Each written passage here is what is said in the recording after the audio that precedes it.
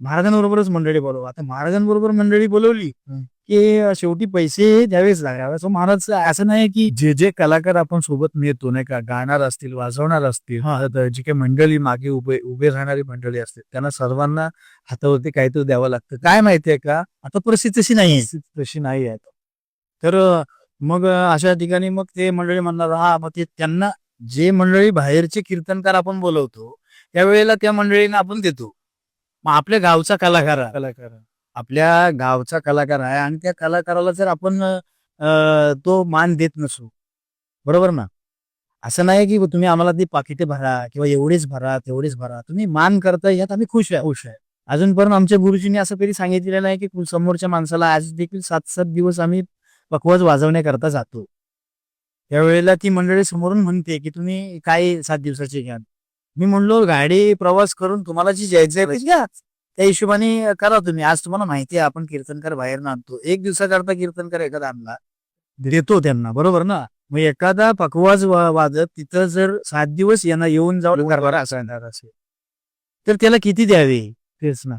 मी एक सांगेन, हां, लोकं कीर्तनकारांना जास्तीत जास्त पाकीट भरतात वगैरे, वगैरे. काही घेणारे घेतात, जास्तही घेतात. होय, होय, घेत असतील, काही हरकत नाही.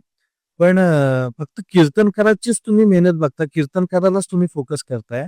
पण त्याच्या मागे वाजवणारे असतील, गाणारे असतील, ते तर खरे कलाकार आहेत. कारण का त्याने त्या गोष्टीसाठी आपलं आयुष्य झिजलेलं आहे. आज आपल्यासमोर उदाहरण आहे. समीर महाराज त्यांनी पूर्ण आपलं आयुष्य पखवाजासाठी झोकून दिलेलं आहे. म्हणजे झिजवलेलं आहे.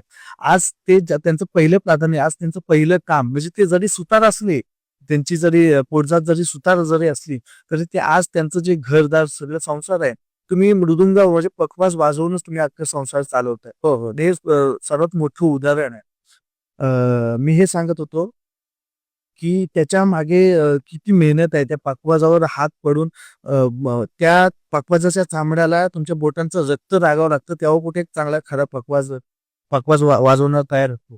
होय. आणि ते तुम्ही भोगलेलं आहे.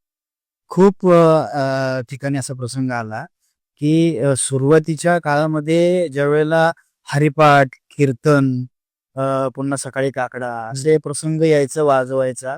त्यावेळेला वादक खूप कमी असल्यामुळे या सगळ्या गोष्टी आपल्यालाच वाजवायला लागायच्या. मग त्यावेळेला थंडीच्या मोसममध्ये खूप थंडीमध्ये हात खूप वेळा अक्षरशः शाईपणा पूर्ण लाल व्हायचा आणि